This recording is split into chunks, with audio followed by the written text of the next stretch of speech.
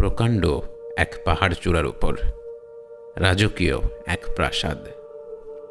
সেই প্রাসাদ থেকে বেরিয়ে এলো এক বিশালাকায় যুবক।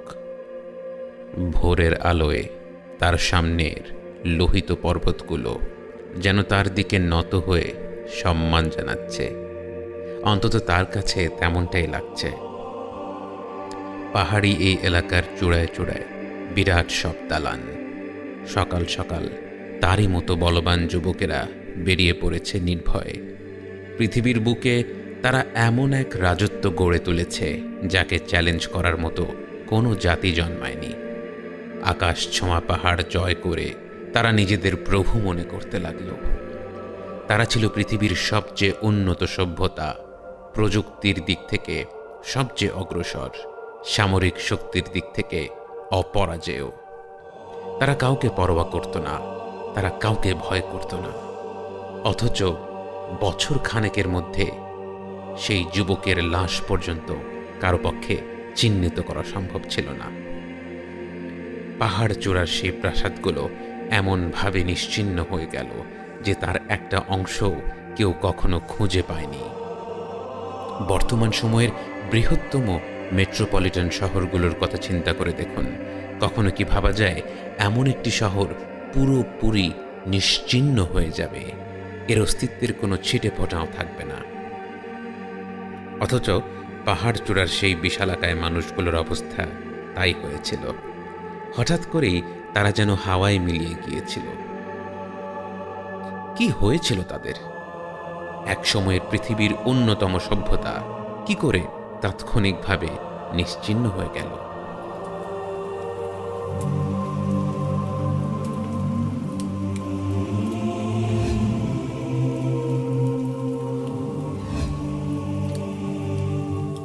মানব ইতিহাসের নিকৃষ্টতম জাতিগুলোর কথা বলতে গেলে আদ এবং সামুদ জাতির কথা উল্লেখ করা বাঞ্ছনীয়।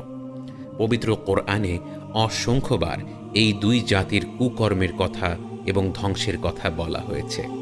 এবং এই আদ সম্প্রদায়ের কাছেই আল্লাহ সুবহানাহু ওয়া তাআলা পাঠালেন নূহ আলাইহিস সালামের পরবর্তী নবীকে। নূহ আলাইহিস সালামের বংশধরেরা সেই ধ্বংসাত্মক বন্যার পর নতুন করে সমাজ গঠন করতে লাগলেন। বছরের পর বছর পার হতে লাগলো, আগের প্রজন্মের মানুষেরা নতুন প্রজন্মকে বোঝাতে লাগলো তারা কত ভাগ্যবান যে তাদের পূর্বপুরুষেরা নূহ আলাইহিস সালামের আহ্বানে সাড়া দিয়ে তার সাথে জাহাজে উঠেছিল। এবং নূহ আলাইহিস সালামের 3 সন্তান সাম, হাম এবং ইয়াফিতের বংশধরেরা বিশ্বের বিভিন্ন প্রান্তে ছড়িয়ে পড়ে। এবং কয়েক প্রজন্ম পর্যন্ত পৃথিবীতে কোনো শিরক ছিল না, ছিল শুধু এক আল্লাহর উপাসনা। এবং মানব ইতিহাসের এই পর্যায়ে এসেই আমরা একটি প্যাটার্ন লক্ষ্য করতে পারি। যখন আদম আলাইহিস সালামকে পৃথিবীতে পাঠানো হলো, তখন পৃথিবীতে কোনো মুশরিক ছিল না, একমাত্র এক আল্লাহর ইবাদতকারী বান্দারা ছিল। কিন্তু আস্তে আস্তে শয়তানের প্ররোচনায় একটু একটু করে মানব সমাজে শিরক ঢুকে যায়। এরপর শিরক ছড়িয়ে পড়ে গোটা সমাজে। এমন অবস্থায় আল্লাহ নবী পাঠান। সেই নবীর ডাকে খুব অল্প সংখ্যক মানুষ সাড়া দেয় এবং বাকিদের অনেক আহ্বান করার পরেও তারা শিরক থেকে সরে আসে না। অবশেষে আল্লাহ মুশরিকদের ধ্বংস করেন এবং আবারও সেই অল্প সংখ্যক মুওয়াহিদ বা এক আল্লাহর ওপর ঈমান আনা বান্দারা নতুন করে সমাজ গঠন করে। এবং ধীরে ধীরে আবারও শয়তান সেই সমাজে শিরকের বীজ বোনা আরম্ভ করে।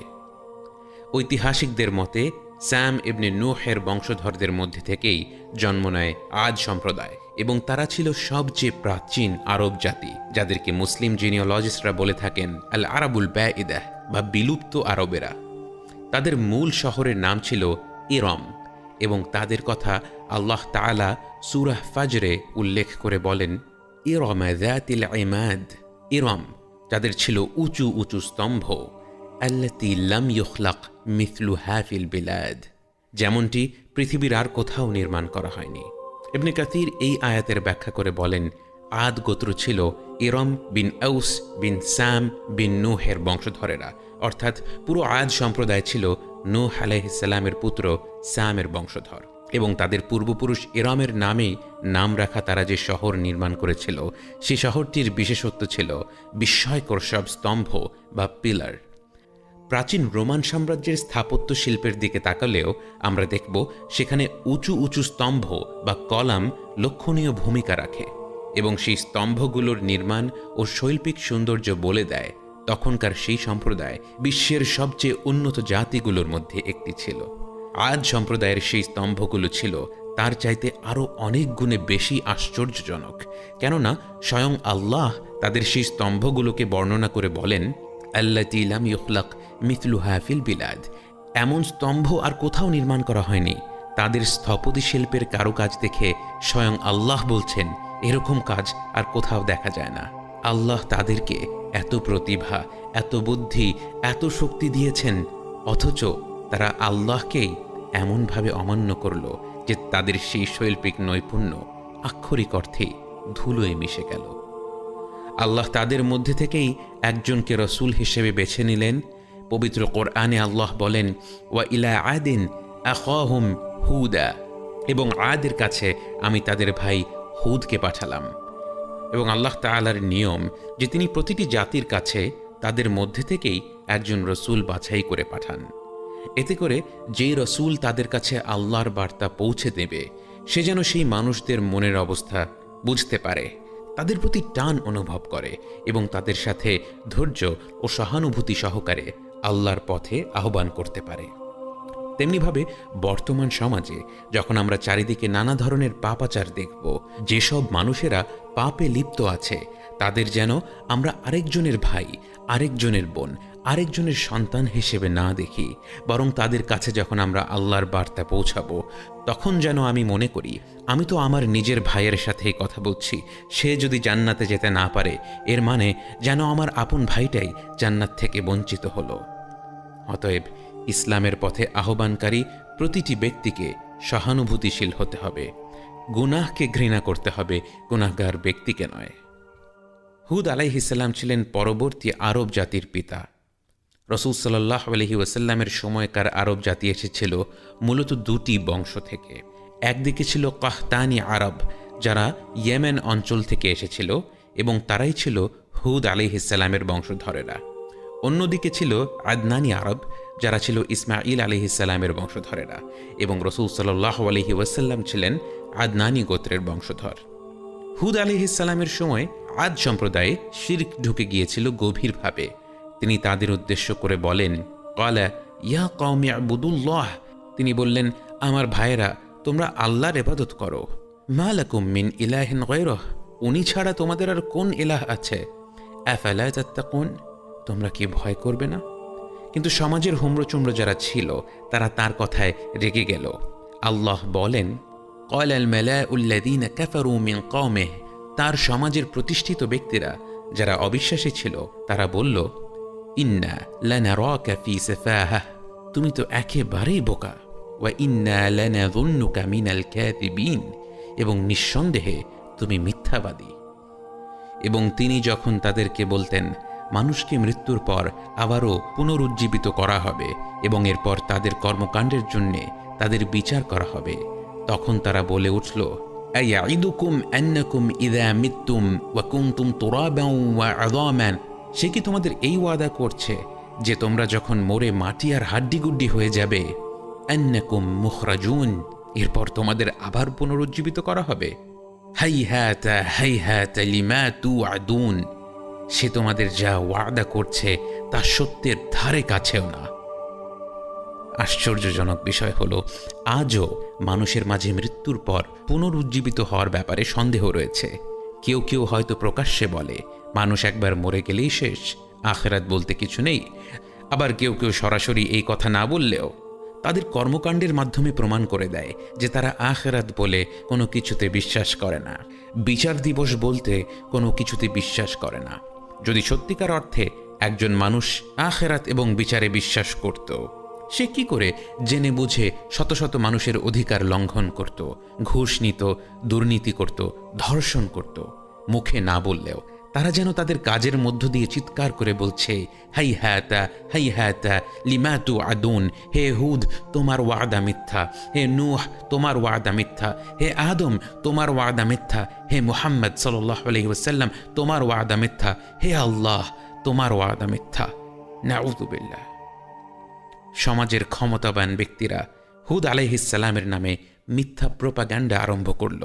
তারা বলতে লাগলো, সে যেহেতু আমাদের দেব দেবতাদের পূজা করে না, তাই আমাদের দেব দেবতাদের অভিশাপে তার মাথাটা খারাপ হয়ে গেছে, সে পাগল হয়ে সব উল্টাপাল্টা কথা বলছে।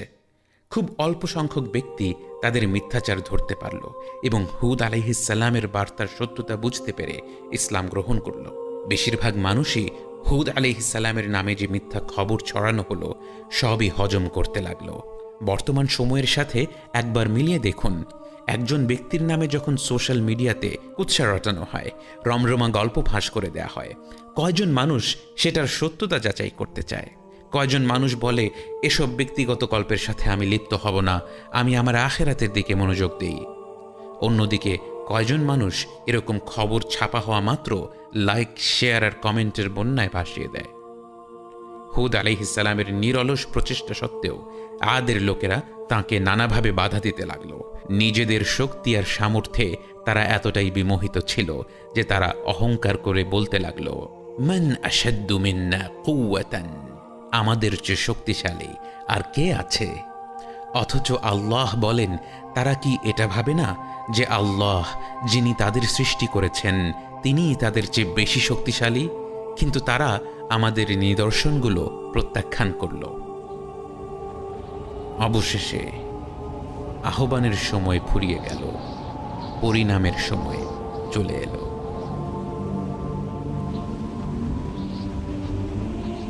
নূহ আলাইহিস সালামের কওমকে আল্লাহ ধ্বংস করেছিলেন পানি দিয়ে। যে পানি ছাড়া জীবন অচল, সে পানি আল্লাহর হুকুমে জীবন ধ্বংসের কারণ হতে পারে, তা আল্লাহ দেখিয়ে দিয়েছিলেন। বাতাস ছাড়াও জীবন অচল, প্রতিটি মুহূর্তেই আমরা নিঃশ্বাস নেই। অথচ এই বাতাসের লাগাম যখন ছেড়ে দেয়া হয়, সে যখন আল্লাহর হুকুম পালন করতে ছুটে চলে, আল্লাহর এই একটি সৃষ্টির সামনে মানুষের সবচেয়ে উন্নত সভ্যতাও কিভাবে মাথা নত করে তা আদ সম্প্রদায় টের পেয়েছিল। আল্লাহ পবিত্র কোরআনে বলেন, ওয়া আম্মা আদুন ফাউহলিকু বিরিহিন সরসরিন আয়াতিয়া, আদ তাদেরকে ধ্বংস করা হয়েছিল এক প্রচণ্ড ঠান্ডা ঝঞ্ঝা বাতাস দিয়ে।